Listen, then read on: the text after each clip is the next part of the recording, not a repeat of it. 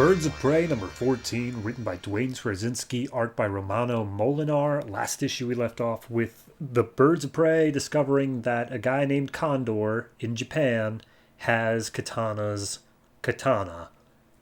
And they're going to go get him. And this issue opens up with Condor watching some of the Dagger Clan bring a new shipment into town. It's like, cool.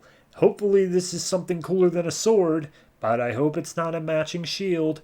And he comes in, beats him up, and as he goes to open up the loot, it turns out that it was just full of flash grenades. And these Dagger Clan aren't actually Dagger Clan, they are the Birds of Prey in disguise trying to get his sword back. So literally, as soon as they meet, like, it's the whole misunderstanding thing where it's like, so you're just highly trained martial artists sent by the Dagger Clan, aren't you? And so they fight, because of course they do. And everyone keeps trying to, like, throw punches and batarangs and bullets at Condor, but it turns out that he has some telekinesis or something that allows him to just deflect it away from him. And Black Canary picks up on that and it's like, okay, well, I bet that you can't block two things at once. So she both punches and kicks, and the kick manages to land, throws him off his balance enough that he falls off the building. And Black Canary's like, oh, wait, I didn't mean to do that. So she dives in after him, uses her canary cry to, like, soften the blow, and saves his life. And he's like, hey, sorry about that. And he's like, what? I can't hear. You deafened me temporarily. So Katana comes down and says, take me to my husband. And they move out. Then we're introduced to two guys as part of the Dagger Clan. One named Garasuki and the other named Santoku. Santoku doesn't want to be here because there's going to be some major, huge explosion that's going to go off in less than 7 hours. And Garasuki is like, suck it up. We're here for a reason. Go get me my sword. So then we go over to Condor giving back Katana. And Katana's like, yes, my husband. Hooray. I've got him back. And Condor's just like, so what are you guys doing with the Dagger Clan? And Katana tells him, I'm going to kill every last one of them. And he's like, that's like a lot of people. That seems unrealistic. I don't think you can really do that. And of course, right at that moment, the entire Dagger Clan comes in and starts attacking all of them.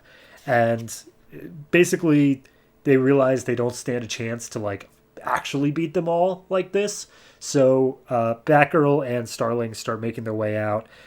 Black Canary and Condor use their meta powers. And Katana just starts swiping. And we see that Canary's going to use the same, like, thing that she used before. She has Condor extend his wings, and then she Canary cries to, like, get propulsion to fly out. And Batwing has her line cut. She is unable to fully escape the fight unscathed. And we see that Starling is just on the phone trying to get a hold of Amanda Waller for some reason. So anyway, Katana gets captured, and the leader of the Daggers is like, now can we please continue with your punishment? Thank you. And we see Black Canary and Condor made their way out of the building. And Canary, she, like, freaks out a little bit over something. She's like, not again, this can't be possible. But we don't know what it is, and Condor's like, okay, so I'm glad you kept some of your power in reserve. And then he uses his telekinesis to knock out Black Canary, and then says, I'm not going down the same road again, no matter how pretty the face. And then he leaves. And it's like just under 6 hours to detonation.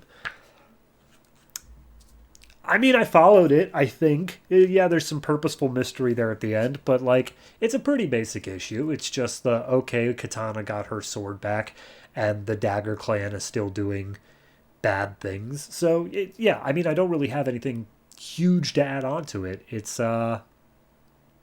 It's just a okay issue. I mean, art-wise, it did a good job of portraying that what the telekinesis power is actually doing without, like, showing it off too much. It's just a couple little, like, swirly effects.